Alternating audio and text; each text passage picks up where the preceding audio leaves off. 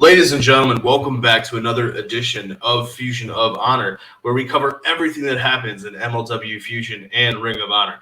And guys, you remember all those weeks ago when we were like, there's nothing happening in MLW. It's just completely dead. Let's just go straight to Ring of Honor. There's no MLW news at all. Well, it feels as though MLW, or maybe Cesar Duran, heard us, and now we have to cover two MLW shows in the span of 1 week. And we are already looking forward to seeing how the Opera Cup is going to unfold and all of the different matches that we're going to see. But of course, when we talk about MLW Fusion, when we talk about Ring of Honor, we have all these things to talk about. I can't do it alone, guys. I got to tag in my tag team partner. And of course, I'm talking about the three-time baby-making champ. This is Ness. Sir, how are you doing today?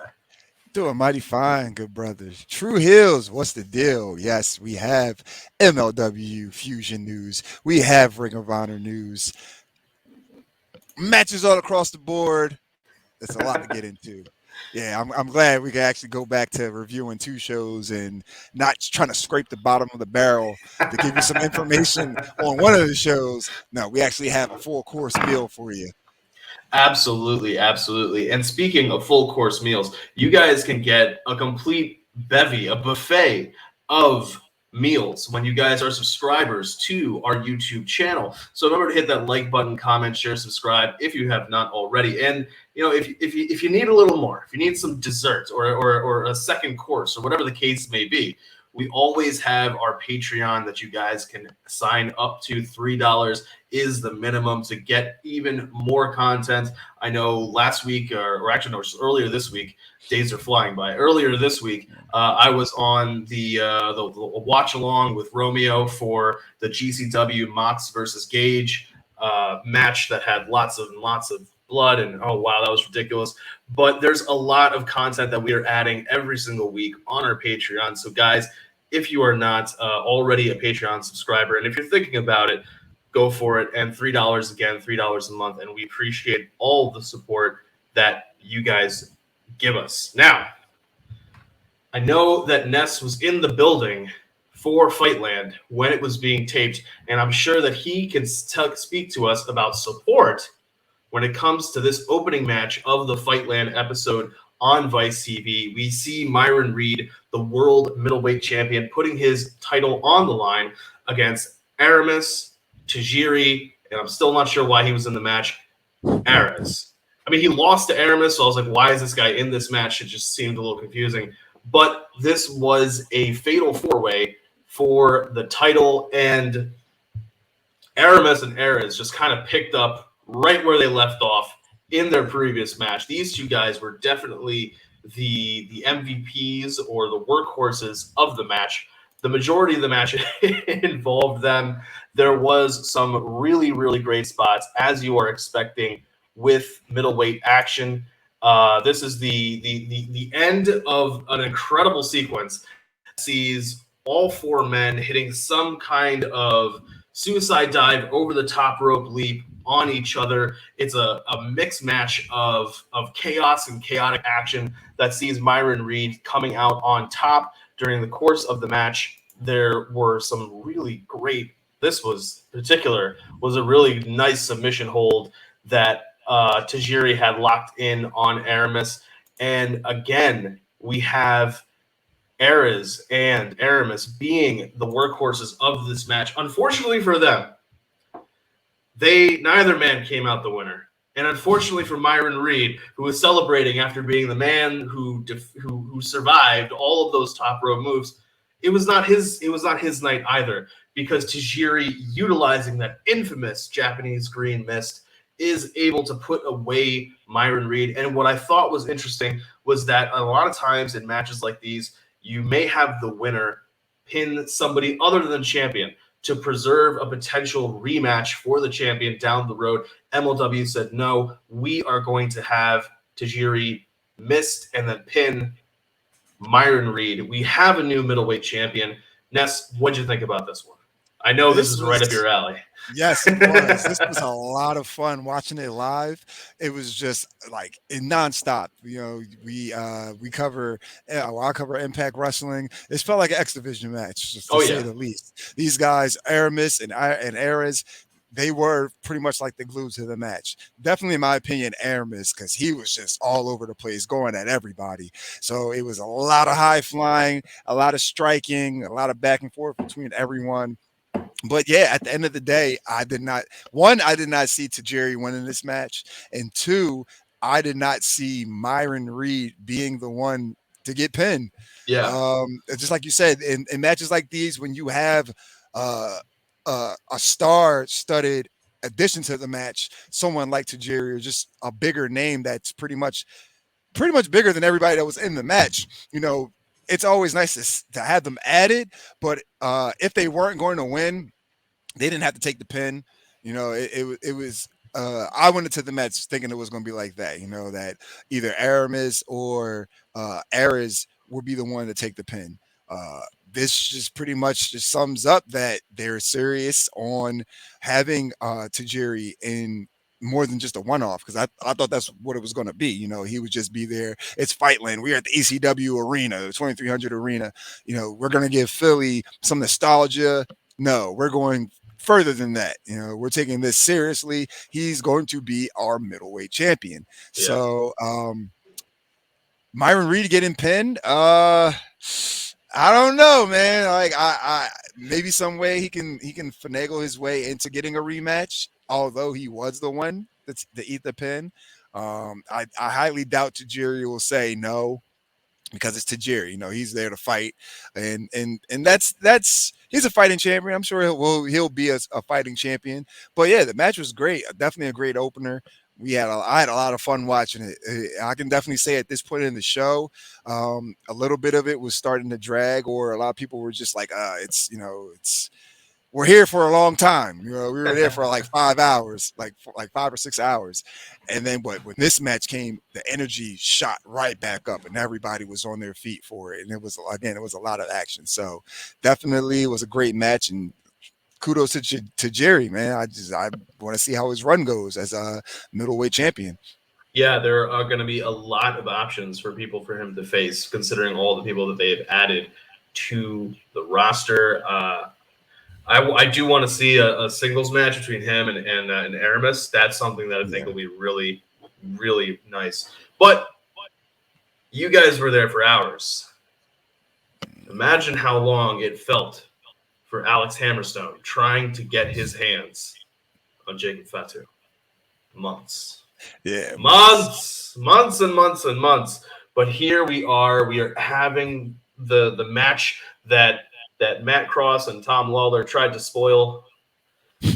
But here we finally get it. We are getting a unification, well, not a unification, but a title for title match between Alexander Hammerstone, our national openweight champion, and Jacob Fatu, the MLW World Heavyweight Champion. These are two of the strongest heavyweights and two of the size-wise just gigantic ass men. Like, it's ridiculous.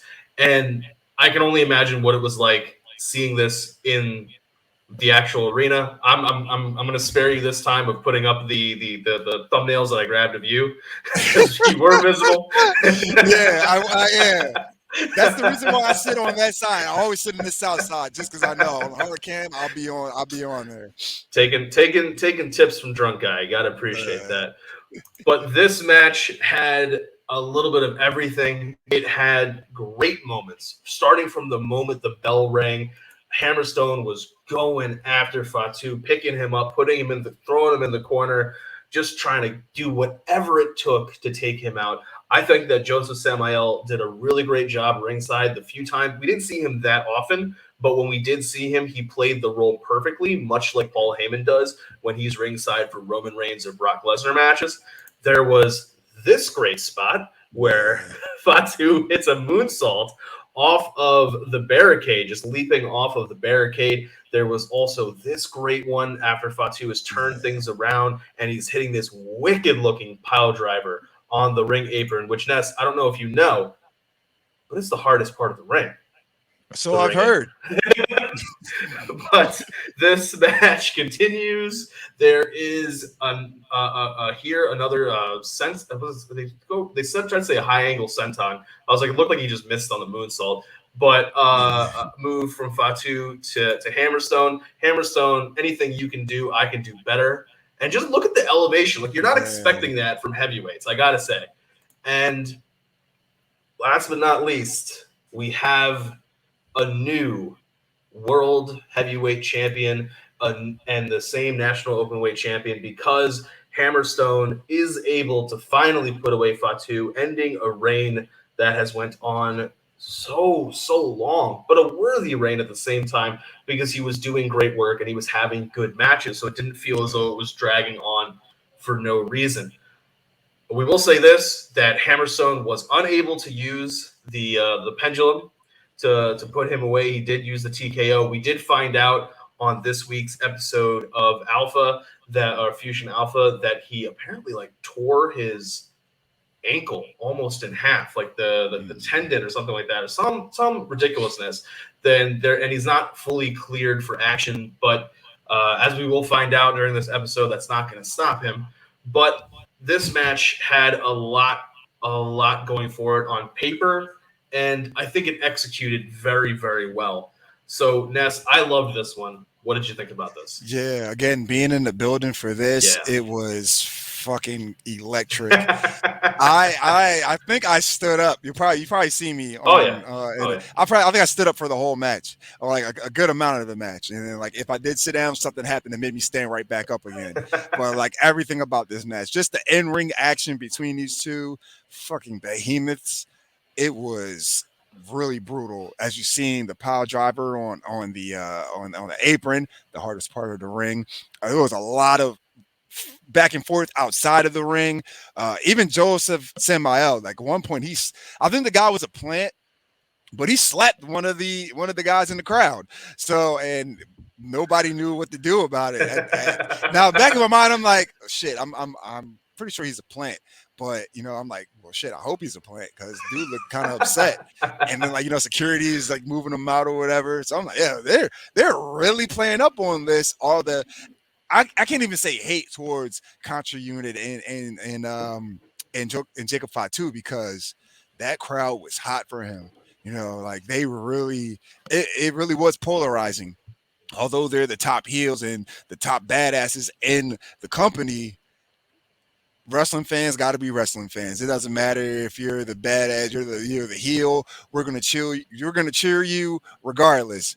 And the performance that Jacob Fatu put on, it definitely exuberated admiration, from the both of these guys. I personally, I'm a little disappointed we didn't get to see the pendulum, because that would have solidified this win. When I did see the TKO and then the 1, 2, 3, I was like, well, shit, that's the finish.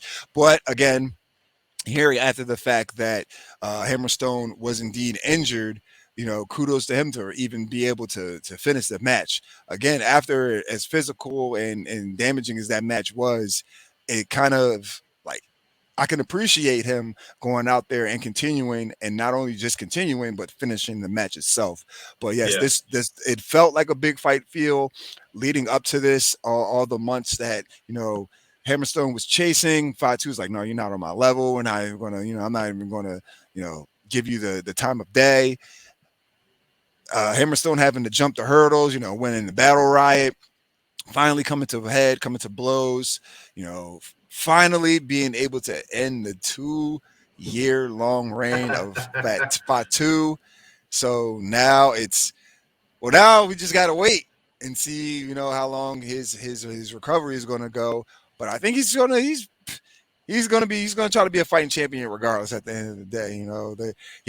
Even if they don't clear him, he's going to no, you're going to clear me regardless, So we're going to see where it goes from there. But this was definitely, so they built it up.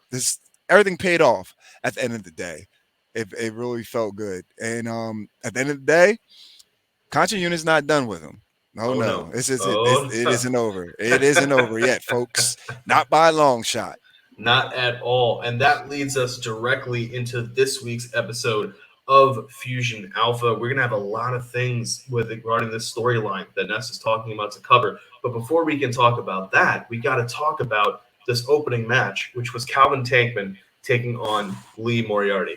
Now, what I liked about it was that commentary, maybe because they knew what was going to happen, they may have known, the outcome of the match, made sure to slide in that nice little, and Lee Moriarty just signed with the AEW, so it's promotional, and if he loses, it makes AEW look bad. Like they didn't say that last part, but it might have been a little insinuation.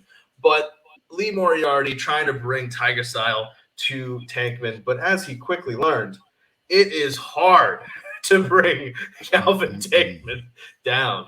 But Lee Moriarty is trying his best at different points.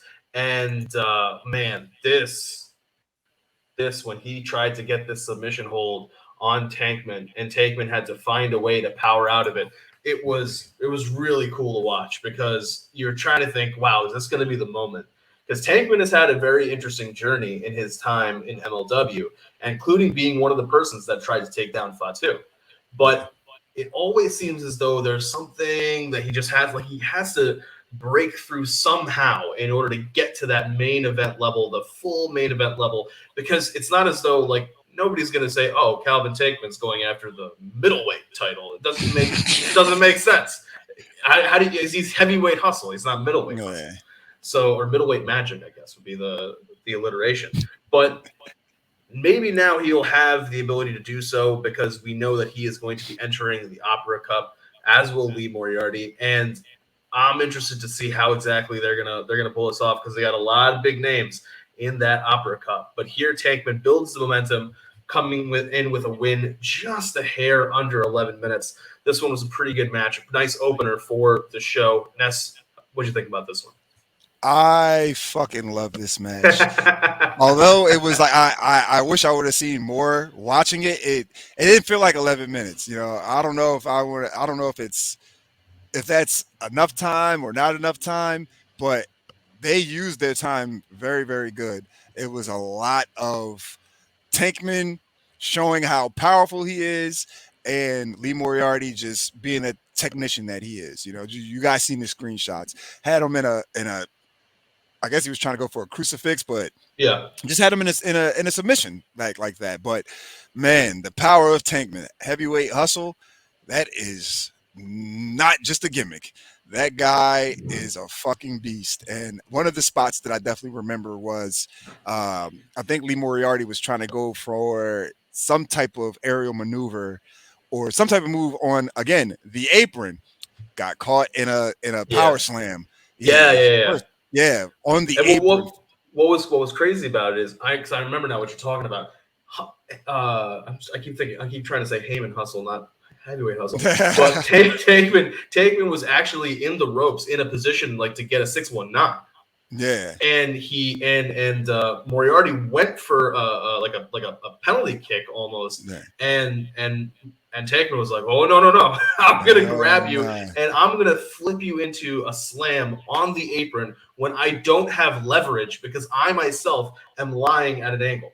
Yeah. That's insane. That's insane strength. That was a sick spot, man. It was great. I was rooting. I'm getting a little bit more familiar with Lee Moriarty, but I'm heavyweight hustle all day, baby. I'm like, yeah, you know what? Yeah, Lee, you're good. I know you just signed AEW. That's cool.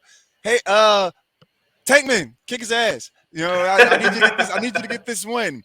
And he does. I don't remember what he calls his finisher off the top of my head, but when he caught him, because he literally, I believe Lee Moriarty tried to go for a crossbody or something like that, and Tankman just caught him in midair, and then just hit his finisher, and that was just the perfect way to end the match. Just Lee Moriarty just trying to do any and everything to take Tankman down, and then Tankman just saying, "Look, I'm fucking Calvin Tankman. Like, what are you doing here? Like, what are you trying to do?"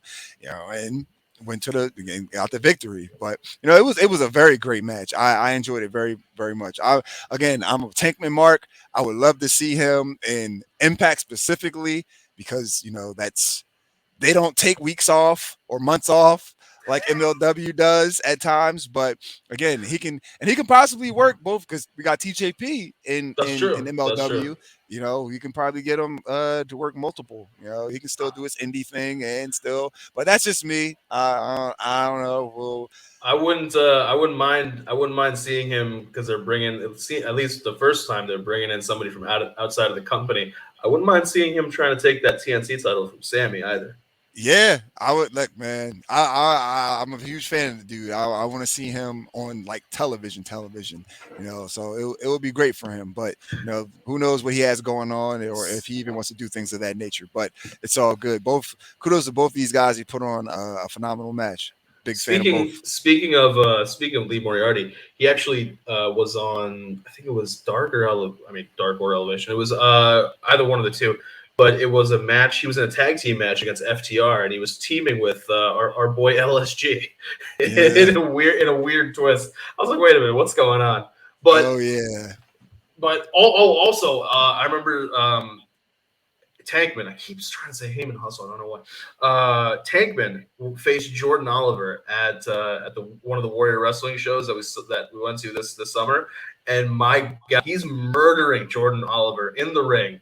And Oliver's so great at just bouncing around and flopping all over the place. So he's doing a great sell job. And at one point, Tankman just looks at all of us and goes, "Y'all were here for the meet and greet, right?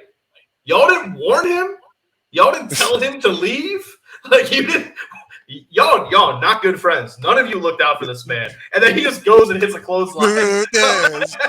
Jeez. Oh, it's our fault. It's our fault that you're beating his ass. Okay, if you say so. It was hilarious, but not as hilarious as this next segment. They say that Alicia Atout has some interesting news for us, and she's going to give us a stunning expose on somebody. And it turns out that it's none other than Cesar Duran. She's talking about the history of what's been going on with him since his Boyle Heights venture fell through. That's what they're calling Lucha Underground, or when the temple fell, the night the temple fell. And the reason why I think it was hilarious is because when they were showing him traveling around the world and doing like dirt on the low in order to get money back, they had a great little visual of him wearing a wig, like trying to look like, I guess, I don't know, a woman or something like that, and like just doing like little underhanded deals here and there. And they also showed something like the night that the temple fell in his office after he has left. There's a woman who's going through all of the papers, and I'm trying to think whether or not that's supposed to be Selena De La Renta, who hasn't been with the company for some time, or whether that is maybe Katrina. There were a lot of different women who were involved with Lucha Underground and who could potentially be seeing a return.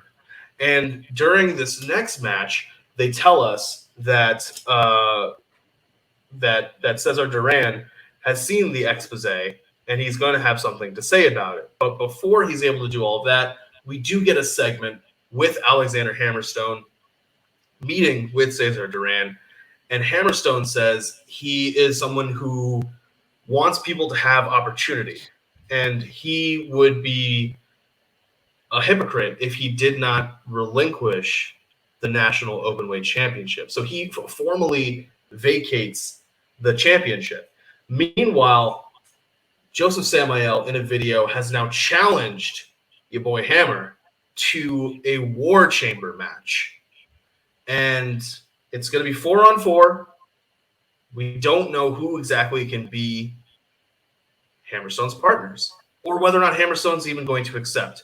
Duran asks Hammerstone during this meeting, when Hammerstone vacates the title, if he's going to accept the challenge. And of course, Hammerstone accepts the challenge completely outright. So we know that we're going to get War Chamber. I think it's also going to be in Philly, and yes, November 6th. And that's going to be, we're going to have to see who exactly is going to be on Hammerstone's team, which we will also find out some of the members this episode. But now we turn towards our women's featherweight action. We have Delmi Exo, the tag team partner of Ashley Vox, the other star of the Sea Stars, in singles action against Brittney Blake. This is going to be a debut match for both of these women on MLW and as singles competitors. And I got to say, I liked this one, but I felt as though it could have gone a little bit longer. They could have given them a little bit more time. Brittney Blake was doing a really good job of being a heel and trying to get underneath the skin of the face. This has kind of been the hallmark of the limited amount of time that we've seen Brittney Blake in MLW. She's kind of been the spoiler or the person with the sour attitude, so to speak. And this match had some nice spots. Now, what I thought was interesting was last week we talked about how Willow going up against Ashley Vox, it made sense for Willow to get the win because Ashley is more of a tag team wrestler. Here, Delmy XO picks up the win over Brittney Blake, and it kind of feels as though this was a misstep. To me, it would have made more sense to have the heel win the match because you're helping to solidify who's going to be a strong heel in the division. So, I don't know, part of me wanted Brittney to pick up the win. But overall, I thought the match was all right for what it needed to be. I think if they had a little bit more time, it would have been a bit better. Ness, how about you? Yeah, the match was all right. They didn't wow me or anything like that, but I can see where you're coming from as far as Brittney Blake getting the victory. She would have got some pretty decent momentum going forward. I believe it's the whole thing, send everybody home happy. You gotta get the baby faces to get the victories. And Delmy just looked like she worked a little bit better in the match. It would have been a little bit better if we would have got more time for it. But again, I guess there were other things on the card that needed more time, were more important, obviously. So it was all right for what it was. None too crazy, and it was a nice little showing out of the both of them. After this, we get an announcement that Richard Holiday will be joining the team with Hammerstone to face Contra Unit, so the dynasty will be in full effect. This also made me think about how the match for the world title was a no DQ match. We didn't see either Contra Unit or Richard Holiday in any shape or form. I do remember that Cesar Duran locks away. They trick Kruger and all them to go in there, but it just seemed a little weird that we didn't, when he was after Hammerstone won, we didn't see Holiday come out and celebrate with him in any way, anything like that to reinforce that dynasty aspect. But here we see that Holiday is at least going to be there to back up his partner and will be there for the War Chamber match. But speaking of which, we have Hammerstone backstage. Somebody is going to attack him, and this just seems somebody jumps to do a crossbody for no reason. I'm assuming it's a Sendai soldier or something like that. And lo and behold, MJ and Duca catches this guy, throws him on the ground, and starts beating the shit out of him. The only thing stronger than the way that EJ and Duca was hitting him is how strong those buttons are trying desperately to hold on and not pop, because what the fuck is this dude wearing? That shirt is I don't even want I was like, what are you doing, dude? What the fuck? Just one size up, it would have been fine. I'm just, the entire time I'm seeing this guy, I'm just like, what is Hammerstone to help him out? But either way, EJ and Duca says that he is tired of Contra Unit being shitty to everybody because he's spent all of 3 weeks in MLW, so he's really connected to Contra Unit being shitty to everybody. And Hammerstone says, "Do you want to help me fight them in the War Chamber?" Yeah. And Duca's like, "Yeah, sure, why not?" They've been horrible to me again in the 2.5 weeks that I've been here. So Hammerstone says, "I'll go talk to Cesar Duran, and we'll get you added to the team." And that leads us to our sorry. Before this happens, we have Cesar Duran in his office, and we finally get a little bit of development and payoff for the Richard Holiday likes Alicia Atute, who likes Richard Holiday, but neither of them want to say anything storyline that has been building for some time. Oh God. Holiday is there. You know what it reminded me of? It reminded me of the scene in Die Hard when the asshole dude who was trying to get with John McClane's wife is talking to Alan Rickman, and he's just like, hey, baby, what can I do for you? And the guy's like, I'm going to fucking, like, tell them I'm going to kill everybody here. Because Holiday completely walks into this, knowing what's going on. And he finds out that Cesar Duran definitely did watch the expose that Alicia Atute, Holiday's girlfriend, apparently put out. And now he has to defend that Caribbean Heavyweight Championship against none other than King Huertas. And I feel really bad for Holiday because if he and Alicia Atute are not dating, you're about to get your ass beat for nothing. Like, you're not getting anything out of this. Like, what the fuck, man? Yeah, I feel really, really bad for you. So that's going to be one of the matches that we're going to get next week. But that leads us to our main event. And our main event is really, really good. If there was any way to top Tankman and Moriarty, it felt like it was going to be this match. And to me, it did top it because this is Davey Richards taking on Tom Lawler. This is an Opera Cup first round match.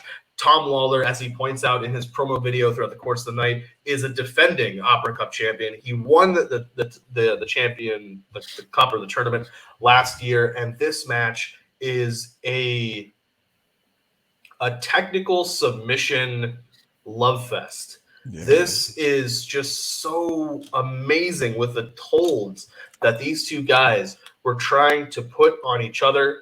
Like, this one was, like, that was incredible. Incredible from Lawler how well he was able to sell it. But this match had some nice moments. It had action on the outside. Here we have this was, I think, my moment of the night and of the match, because Lawler puts Richards into a guillotine choke, and then Richards finds a way to try to make Lawler tap out with his leg, like putting him in like an ankle lock almost, while he's still being guillotine choked. Like, that was just really, really incredible to see an awesome moment. I can only imagine what some of that was there live, but Lawler eventually succumbs to Davey Richards. He gets put away after 11 minutes and 40 seconds. This is Davey Richards' show, which is why I was saying earlier, it's going to be interesting to see how they balance all these things, because this is a match or a tournament, where it could easily come down to somebody like Tankman versus Richards in the finals to determine who is going to be the Opera Cup winner. After the match, poor Tom Lawler. Oh my goodness. He is so distraught. It was hilarious. Kevin Coos tried to help him to the back, and Lawler's just like trying to grab the cup. And Kevin's like screaming, "No, Tom, don't do it." A part of me was like, why are you telling him no? Like, nothing's gonna happen. But Lawler is beside himself in losing the cup. And commentary did note that, Lawler has received opportunity after opportunity from Cesar Duran, but he has not been successful in winning any of these opportunities. Yeah. So will Cesar Duran turn on Lawler? Is Lawler going to be in Duran's bad favor, particularly since Duran's not in a good mood after everything that happened with Alicia Atute? But Ness, what were your thoughts on this match and just the attempt to be better submission wrestlers than Jonathan Gresham? Well, they definitely put up a good fight for that stake of the best of the technical ability there. And I'm actually glad that this match was pretty much somewhat different from Tankman and Moriarty, although that we had Moriarty, who is the technician. We started Tankman for that power game, but in this match we had two technicians going at it, both guys that have MMA backgrounds. I believe Davey Richards is he has some type of mixed martial arts or martial arts background. I forgot what it is exactly. Tom Lawler, you know his history, and these guys put on a hell of a match. Nice physical, back and forth striking, but again, the meat of the match was that technical prowess between the two of them. One being put in one submission and then the other one transitioning out of it, or countering and reversing into another submission. Again, you guys just seen one of the screenshots of Lawler having Richards in a guillotine choke and, not tapping and not fighting out of it. Oh, no, I'm just going to put you in an ankle lock. So you're either going to let me go or you're going to tap while you have me in a guillotine choke. And that's what happened. He let him go, because it fucking hurts, So it's like after a while, the wear and tear on the body, it built up because these guys were definitely just taking it to each other. The more that you're putting the ankle lock, like it's going to affect the way the match goes because you have to move around. If you can't walk, you can't stand up, and you can't get up out of a pin attempt or to even just stand up on your own 2 feet. And eventually, Lawler succumbed to all the work that Davey Richards was putting in. And at the end of the day, Davey Richards wasn't losing this match. We knew that was going to happen, but it was the fact that the fight that Lawler put up to put Richards over and literally make him fight for that victory is what I appreciated at the end of the day. And, Lawler pretty much, quote unquote, gave himself bad luck, going in there thinking that he was going to win, touching the cup and all. You don't do that in the middle of or the beginning of a tournament. That's bad luck. You don't do that, and that's what happened. But yeah, definitely a great match. I believe this was this wasn't Richard's debut back.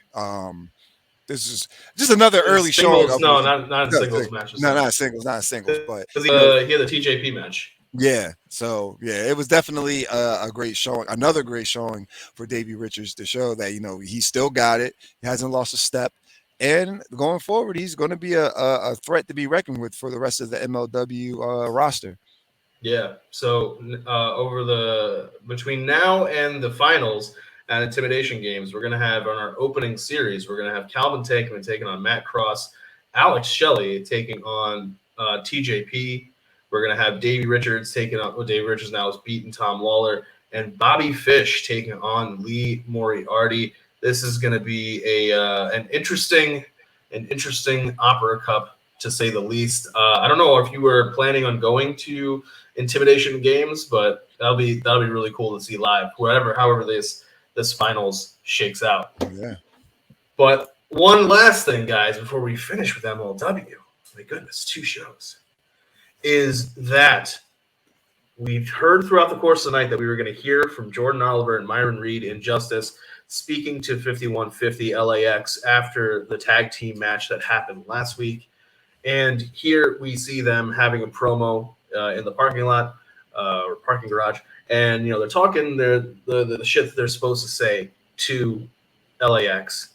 And then out of nowhere, LAX shows up because it's on site. And they are beating the shit out of poor Injustice. I gotta say, Myron Reed is not having a great week. No, it's not. He loses the tag match to LAX. He does okay. One silver lining is he did avoid getting spray painted. That was just the ref. But he loses that tag match. The next night at Fightland, he loses the middleweight title. This week, he gets his ass handed to him in this parking garage. And somebody tell me whether or not Chris has that Starks jersey, because I'm 85% sure he does. More than likely. If it's not Starks, he definitely has a Nick jersey regardless. So yeah, it's probably Chris. We know. Chris just doing horrible things to people. And you know the worst part of it is Chris could have at least told you that he was in Philly. You guys could have hung out together after the show, Yeah. Like just come on, Chris. You gotta Pot Heels link up, man. What happened? You dropped. It would have been a live edition of Blunt Impact. Yeah. But let's talk about this week's episode of Ring of Honor. We know that we are going to see SOS, Khan and Moses taking on Dalton Castle and Jack Draper in a very hilarious tag team match. We know that we are going to see the first of our triple threat matches to determine the contenders for Roxy's Women's Championship, when the Lucha baddie Miranda Alizé tries to take down Angelina Love and Willow. And we know our main event, the OGK taking on Bandido and Rey Horus. Now, this Khan and Moses versus Dalton Castle and Jack Draper match, I'm not 100% sure what to make of it. Because, and that's kind of how I feel about Dak Draper and Dalton Castle matches. All together, yeah. Right now. Definitely. Because it's a level, there's a level of comedy that's involved that I don't know. I think it would just work better if there was a crowd. I think that's really how I feel about it. But I did see somebody that pointed out a really, really great stat, was that before Draper faced Jonathan Gresham, he was 12-1 in matches. After he lost to Jonathan Gresham, he is now 1-7. So Dalton Castle not helping you out at all. Maybe it's entertaining, whatever that means. I don't know. It can't be entertaining looking up in the lights every night. That's what I'm saying. But this match has a solid back and forth between the two of them, because as much as Dalton Castle and Dak Draper are joking around or having a fun time in the ring, so to speak, jumped a little early. It only works out if you have somebody serious on the opposing side, and that's exactly what we have with Khan and Moses. SOS, as always, they live by the Shane Taylor Promotions motto: if you want to die, we have no problem killing you. And that's exactly what happens in this match. They're pulling 0 punches. They're just like, you guys want to act like idiots. That's fine. This is going to be a win for us. And they do pick up the win. After the match, those damn sneaky LFI guys. And the Briscoes are on commentary during this whole thing, which I thought made it even funnier. LFI, Kenny King and Dragon Lee, our tag champions, run down, attack Khan and Moses. They end up doing this little number where they pose with Khan, and I liked it because, one, it's just a great segment, a great moment. We can tell that we're going to build towards a tag title match, but of course, the Briscoes do absolutely nothing. They just stay there. They don't even really say anything on commentary. They're just like, oh, okay, we'll watch this. Like, what the fuck? But this was a good match in that sense that it kind of was a match more about what happened after the match than really the match itself. And so when you look at it from that perspective, I got to give these guys some credit for everything that they did. So I'll say that I liked this one. Ness, what were your thoughts? Yeah, the match, for what it was decent. Like you said, a lot of entertainment on the side of Dak Draper and Dalton Castle, but it can't be that entertaining fucking being the guy that eats the pin, especially when you're on I didn't even notice his streak. He was definitely, I know he was winning a lot, but yeah, you went from 12-1 to 1-7. Ah, man, that's at least he proposed to Quinn McKay and she said yes. Like, that's I mean that's winning great. somewhere. It's winning somewhere. Yeah, I mean, not in your job, but that doesn't correlate to more money in the ring, because winners get the bag and losers don't. But yeah, so it's the irony of all of this is that Dak Draper is the one that eats the pin, tagging with Dalton Castle, and Dalton's, I'm busy, I gotta stay busy, I'm busy. You're not busy trying to get wins because you just keep fucking losing all in all. But as long as you're not the one that gets pinned, I guess that works out well for you. Moses and Khan did exactly what I expected them to do. Go out there, be militant, be malicious, get the victory. At the end of the day, that's what they do. Couldn't ask for anything more.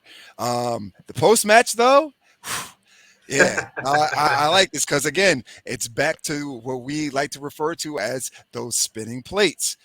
We still have the plate spinning of the faction wars. It's still LFI. There's still Violence Unlimited. There's still the Foundation, and there's still Shane Taylor Promotions of just our main factions, so to speak, so far.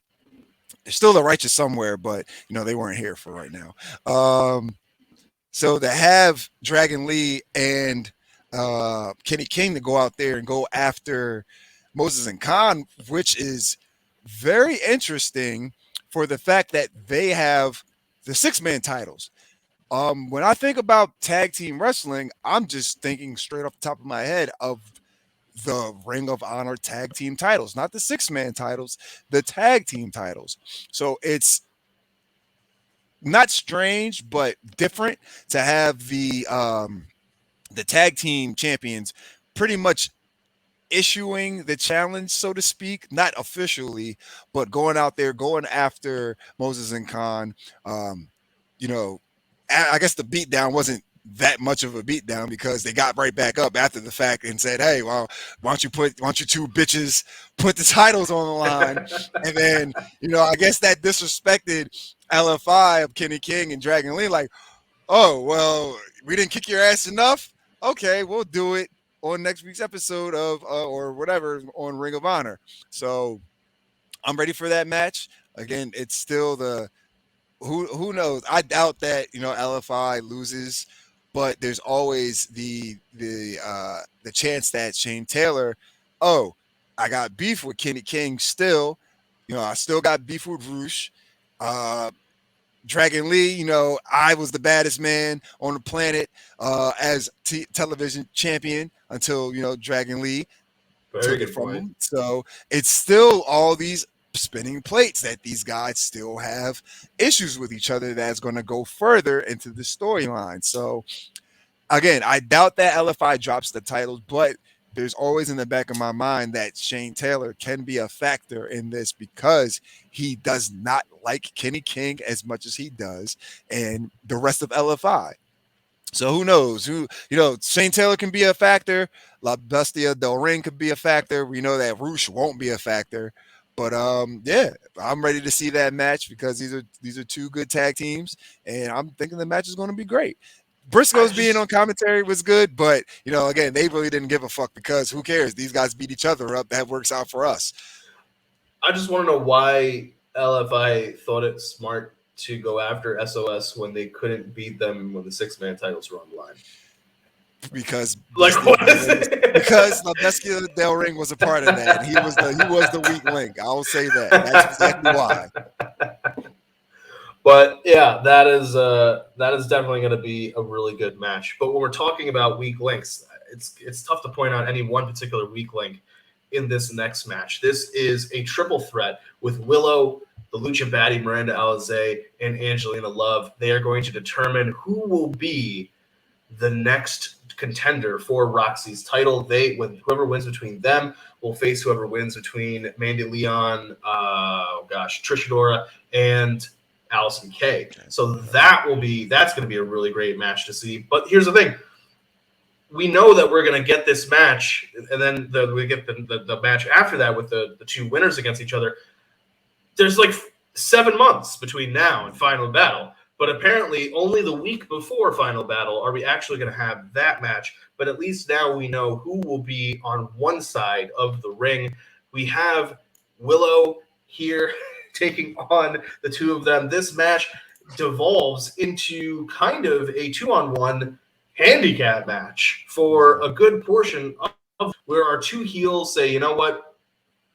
We're going to go after this babyface. We're going to try to take them out. But you know what? You can't keep a good Willow down. Just smiling in the corner as she beats the shit out of Angelina Love. You gotta love it. Angelina Love, though, we gotta give some credit to Angelina Love for being one of the stalwart veterans of this division. She is kind of been the glue in a big way that has held this division together, particularly because for a long time the division was almost non-existent. They didn't really have a lot of people.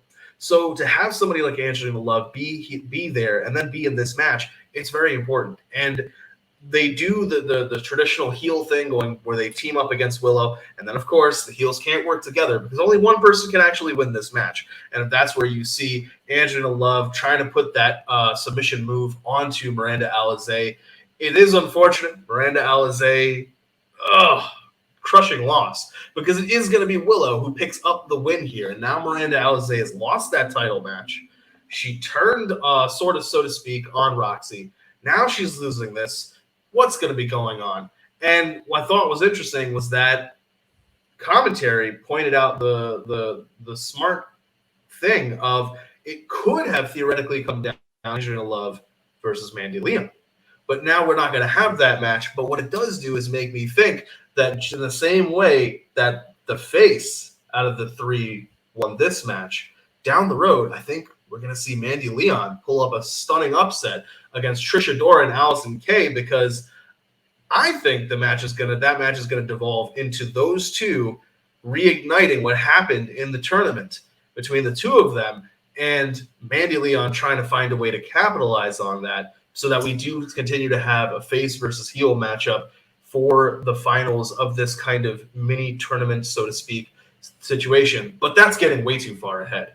This match was really good, and Willow continuing to shine, whether it's on MLW Fusion in a promo, whether it's here on Ring of Honor in a match. Ness, what'd you think about this match involving the two promotions girl? Yeah, she's all over the place. She's definitely Willow. No, it should be Willow Two Shows. There we go. Willow Two Shows. Like that. We coin phrases here. We coin names here on the True Hill Heat YouTube channel. So yeah, Willow Two Shows. Yeah, she went through a lot in this match, honestly. She had to deal with one Angelina Love, a veteran, a slimy, conniving individual. And then you had Miranda Alizé, a newer up-and-comer in Ring of Honor as far as the women's division. And just someone that's, like you said, just been on the heels of taking losses that she definitely doesn't like. This heel turn. We have Roxy. She lost to Roxy. She's attacking Roxy. She's just dealing with all these emotions and things like that. So she's not the baddie of the lucha baddie part is starting to come out now. Now, that's as much as nice things I can say about Miranda Alizé in this match, solely for the fact this is a triple threat match. There can only be one winner. Only be one winner. Willow, she gets excused. She's the sole babyface in this match. Well, one, she won, but before we got to that, she's the sole babyface in this match. So that's supposed to happen. The heels are supposed to gang up on the babyface. Obvious. That's regular. Now, do you, Miranda Alizé, really think you can trust one Angelina Love? That's where you fucked up in this match. The fact that you thought, we could work together. No, that wasn't going to last long. And I mean, it lasted for as long as it needed to, because then she popped you in the back of your head. And then look at you. Look at you now. You ate the pin. You lost the match. Thinking that if you would have used your brain and said, hey, we can work together, but I'll be the one to say, oh no, it's only going to be one winner. Let me get one up on you before you get one up on me. And it didn't work out that way. But again, it goes back to the veteran status that Angelina Love has. She said, oh, I can manipulate this Miranda Alizé into, do my bidding. It would have been 1A versus 1B in Angelina Love versus Willow. Miranda Alizé is there. It could have been, let me go after Miranda Alizé as well. So all three of them would have been fighting each other. No, let's us two team up. Let's get rid of her and Willow. And then quite possibly, it could come down to the two of us. And then that'll be the way things go. Clearly that was a good idea to Miranda Alizé. In the back of my mind, I knew what the fuck was going to happen, because who doesn't know how Angelina Love works? So at the end of the day, it's just I don't even want to call it inexperience, because she has years, but she doesn't have as many years as Angelina Love. So again, the compared to Angelina Love, it's sort of a rookie status that Miranda Alizé had, and it came back and backfired, bit her in the ass. You ate the pin. Now Willow's going further in I don't even want to call this a tournament, or on her quest to face Roxy at Final Battle to possibly become Women of Honor champion. But again, Miranda Alizé, you're the lucha baddie. You got to use your lucha brain. Use that baddie brain. There's no way that you should have thought that you could align yourself with Angelina Love, of all people. Keep that in mind going forward.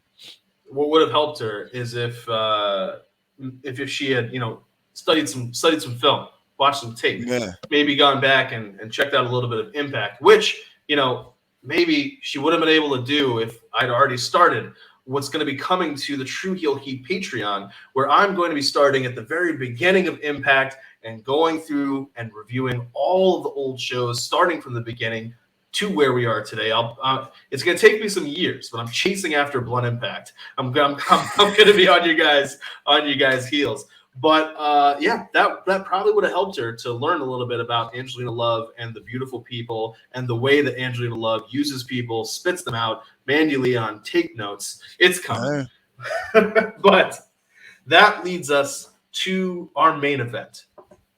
And our main event sees the OGK taking on Bandido and Rey Horus. My goodness, if I had to guess, Rey Horus is here to take a pin.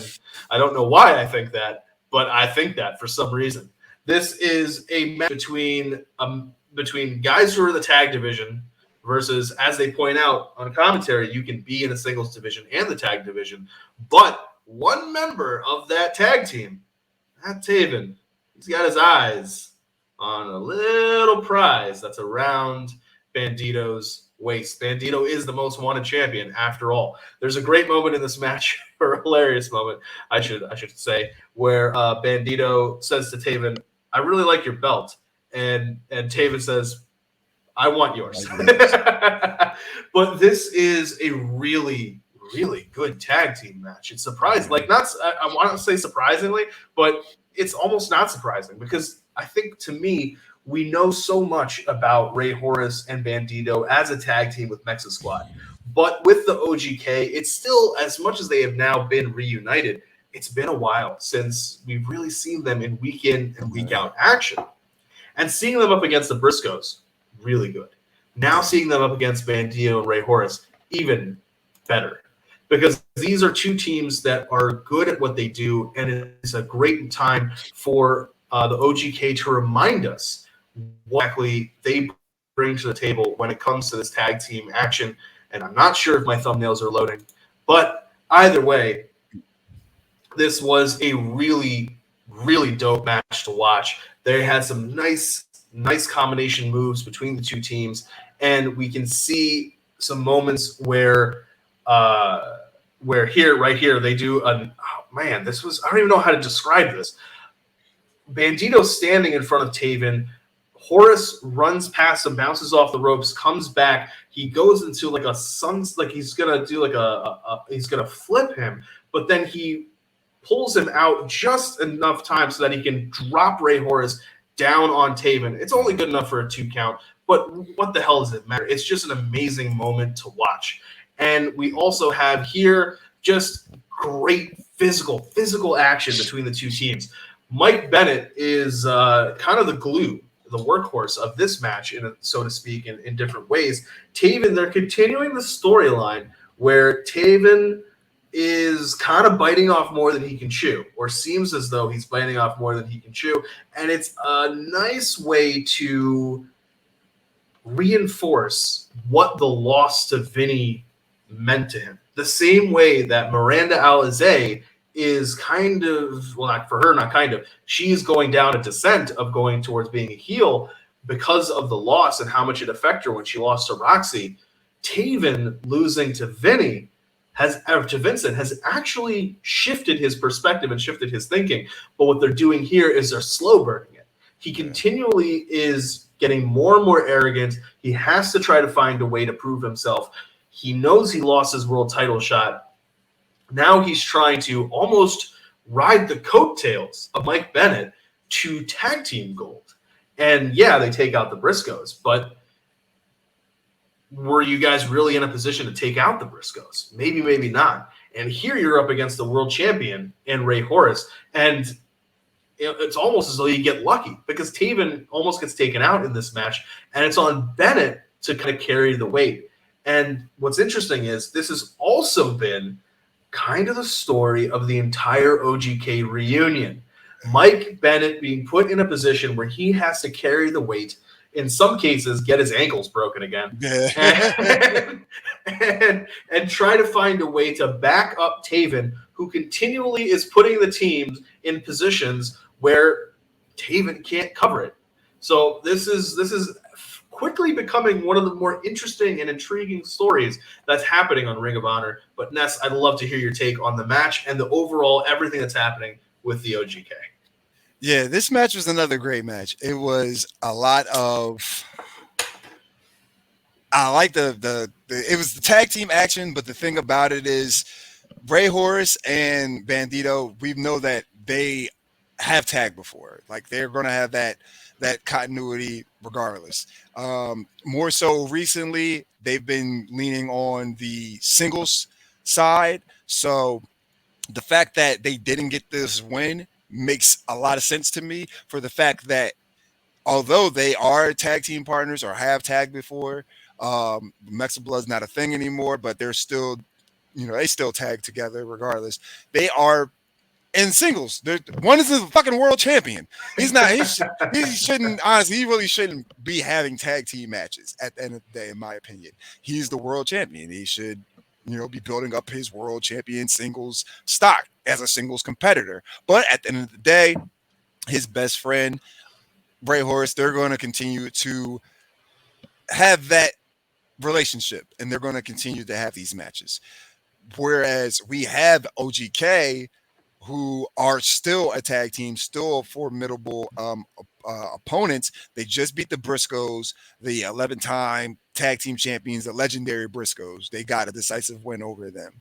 Going into this, that was momentum.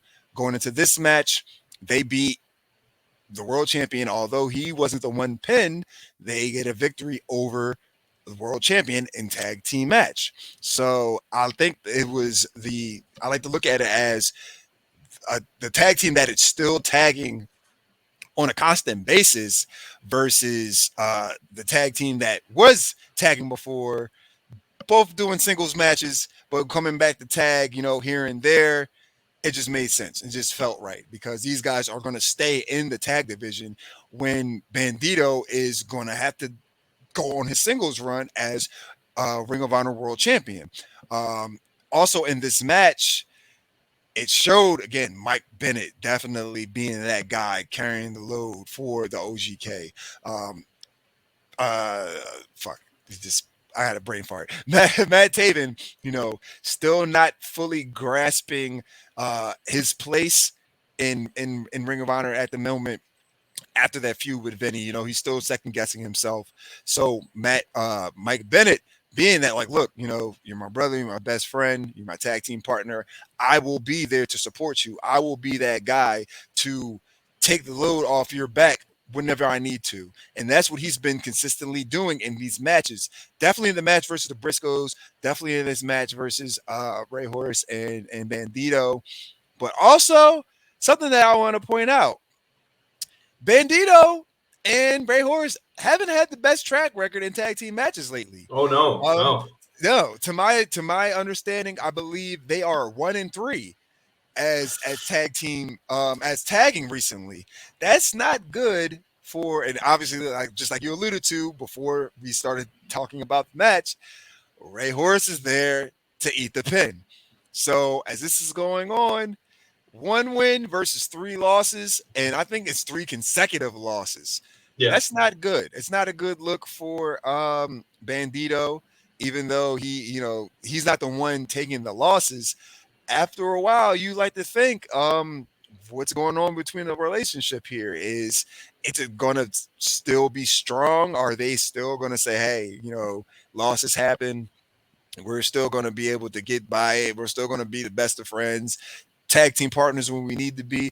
Or is Rey Horus going to say, look, I'm losing because I'm tagging with your ass? So at the end of the day, they can possibly, we've already had demonic Flamita be a thing. Who the fuck knows what's going on? Who's gonna wake up first, Rey Horus or Deck Draper? Oh man. Honestly, I believe it's gonna be Rey Horus solely because Bandido is the world champion. And that's a target on your back, regardless of whatever relationship you have with anyone. We've already had, again, Flamita, who tried to do this demonic Flamita thing. He went and started, like, oh, we're at odds end. We're not seeing eye to eye. We're taking losses. Now I'm going to focus myself on you, the world champion. I want your title. He wasn't successful. But who's to say that Rey Horus doesn't? Flamita can actually get into the mind of Rey Horus. They've had their thing. Yeah. Flamita can come around and say, "Look, man, you've been losing. I tried to tell you, like, he's not the guy that you need to be, supporting and be there for." That can always be in the back of Rey Horus's mind because he is 1-3 in tag team action with Bandido. So going forward, again, that can always be a storyline that they play up on. But for the main storyline that they're playing up on is that the OGK are back. They're trying to be better than ever, regardless of whatever mindset that Matt Taven's in. But this was a good match and a much-needed win for the OGK because they are in the tag team division. They definitely needed this victory. Yeah. Yeah, I'm trying to figure out. It feels as though I'm waiting for the first time they lose, and when the OGK lose when they lose, I think that's when Taven loses his mind and takes it out on Bennett, and that's when we transition to Bennett versus Taven, and with Taven as the heel, and that I think that story has a lot of legs because it's a match that we're in the middle of October. Final Battle is where a match like that would happen or should happen. You have 2 months. You can do something with this. You can do something where they are pulling things off, like matches out of their ass, mainly because of Mike Bennett. Taven continues to refuse to realize this, gets them into a world title match, maybe somewhere around, I don't know, halfway through November-ish or maybe beginning of November. They lose the match, and that's when Taven turns on Bennett. And weirdly, I think we could also have something similar with Horus and Bandido. And because my question is, who is, and I know, like I'm saying, we're 2 months away, but who is going to face Bandido at Final Battle? Normally, in a perfect world, and I understand why last year was much more haphazardly thrown together. But in a perfect world, Final Battle is their WrestleMania. So you build up big storylines, which is why it makes sense that there's 2 months now between Death Before Dishonor and Final Battle. So if you're going to have a match that means something to the world champion, like there's emotionally invested into it, part of me feels like it's got to be Rey Horus. Or we have Flamita, like you're saying, use Rey Horus, turn him against Bandido, and we finally get that Flamita Bandido singles match that we need to figure out who is the better of the two.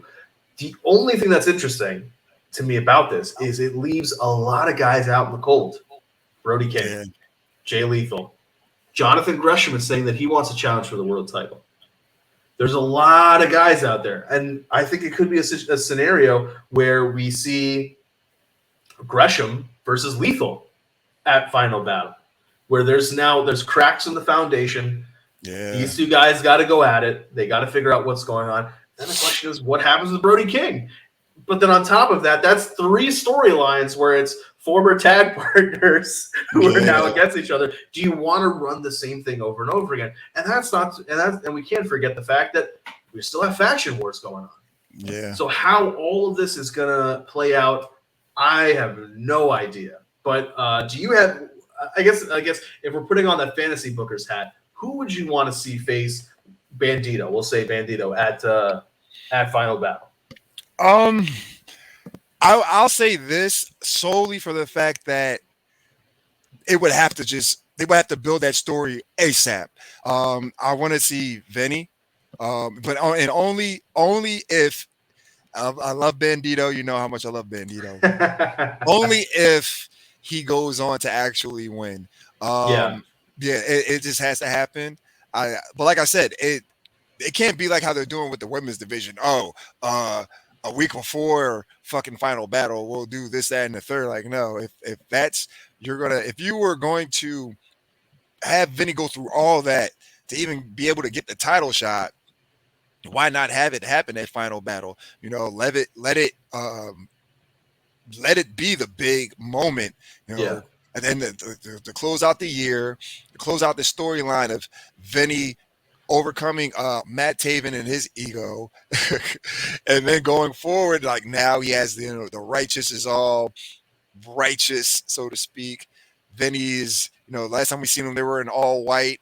They were all like pure, so to speak, now, but he still has that title shot in his back pocket. So why not build up? But again, we have to build it up. We can't rush it because it's just going to feel like it was just throwaway. And the way that they built the storyline between, as long as that storyline, that fucking Matt Taven and Vinny has been going on, you're not going to let that shit go on for a fucking year and a half, 2 years, solely to rush Vinny into a world title match against Bandido. But again, that's only if they were going that route. If not Vinny, I would go the Rey Horus or fuck it, give him a triple threat. Rey Horus versus the Demonic Flamita versus Bandido. The dissension of the Mexican Bloods between the three of them. Because again, just like the triple threat match between Miranda Alizé, Angelina Love, and Willow, there only can be one winner. So and hopefully if they do go that route, Rey Horus being smarter than Miranda Alizé, saying that look, there can only be one winner, lets Demonic Flamita think that he's using him only say like, no, there's only can be one champion, and then all three of them, they all go and just have a triple threat match. I would love to see that. As the main event of battle, the main event of Final Battle be 3 luchadors. And that pay-per-view is going to be live in front of people. Is it? You just got to get to Baltimore. So you got to get to Baltimore. I got to say, they have it on the weekend. I might be able to pull that off. I'll definitely be able to do that. All of a sudden, all these packages need to be delivered in Baltimore for some reason. Yeah.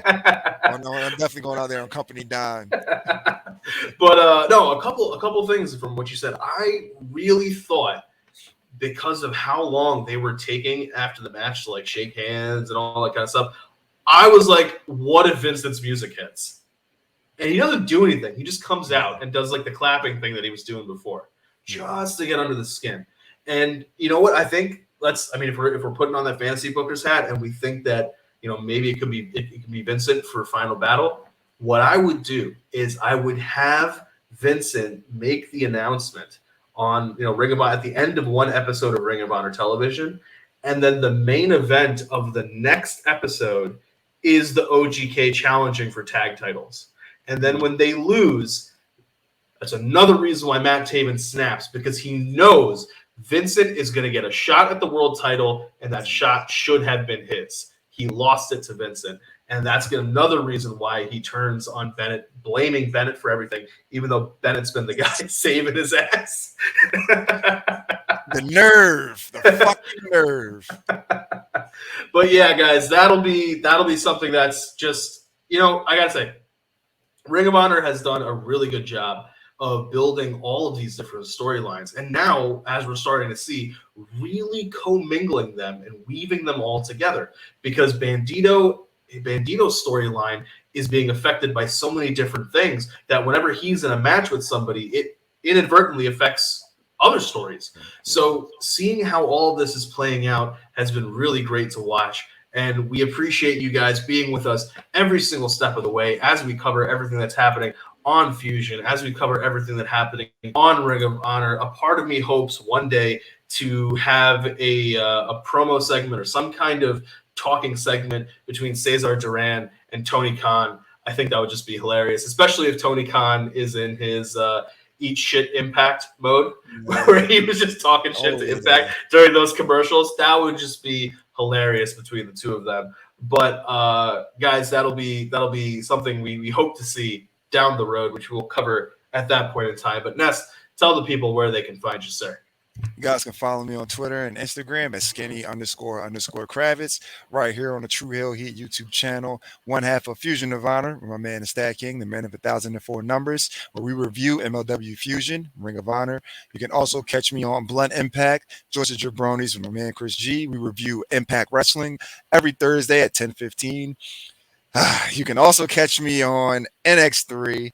We review NXT 2.0. Myself, once again, Chris G, Romeo Anthony Colon. Even if you guys have tuned out from NXT, come watch us. We make it as entertaining as possible, even though sometimes, not even sometimes, all the shows so far have not been good. We've yet to give it a thumbs up, thumbs in the middle, or thumbs down. Our show is always a thumbs up. So come on over every Tuesday. Every Tuesday at 10:15. I'm also the Roundtable Rebels. Catch me on the Roundtable. You can catch me on our watch-alongs for either AEW Dynamite on Wednesdays or Friday Night Warriors. As we're recording this, I will be on the Friday Night Warrior episode. I got to run to the store, get me some beer, because it's going to be a good one. We got, SmackDown. I don't really give a fuck about SmackDown. I don't care. I'll be on the Rampage section. Yeah, I'm going to be on the Rampage. We're there for Rampage. That's what happens. Romeo usually holds it down for SmackDown. Once Rampage comes on, everybody else comes on. So, yeah, that's going to happen. So, yeah, make sure you guys join us for all our watch-alongs. Subscribe to the Patreon. It's greatly appreciated. Thanks for all of the guys that have subscribed already. We greatly appreciate it.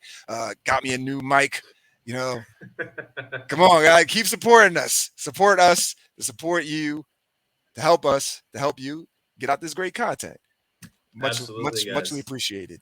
Absolutely. We appreciate everything that you guys do for all of us. And that's part of the reason why we do all of this for you. And that's why you guys can catch me on Dark Power, covering AEW Dark, AEW Elevation, and NWA Power. And you can also catch me here on Fusion of Honor with my co-host, three-time baby making champ. And as I said earlier, we're working on a Patreon show covering all of Impact, starting from the Asylum days, working our way forward, seeing a lot of people that are in WWE now, or on NXT, a little L.A. Giants, Eli Drake, Drew Galloway, a bunch of people, Bobby Lashley, Matt Hardy. We're going to go through all of that together. All of the days. AJ Styles versus Christopher Daniels. AJ Styles versus Samoa Joe. Back when Samoa Joe didn't magically get injured, but nobody knows what his injury is, and he has to vacate titles for no apparent reason. Nothing horrible like that. Kurt Angle, back when he was mad out of his mind on pills. Jeff Hardy, when he was also mad out of his mind on pills. Oh my God. It's gonna be a wild ride, guys. So if you guys aren't part of our Patreon, please consider joining. We appreciate it and appreciate all of the support. So until next time, for myself, for the three-time baby making champ, this has been another edition of Fusion of Honor. Remember, guys, take care of yourselves, take care of each other. We'll catch you later. Peace.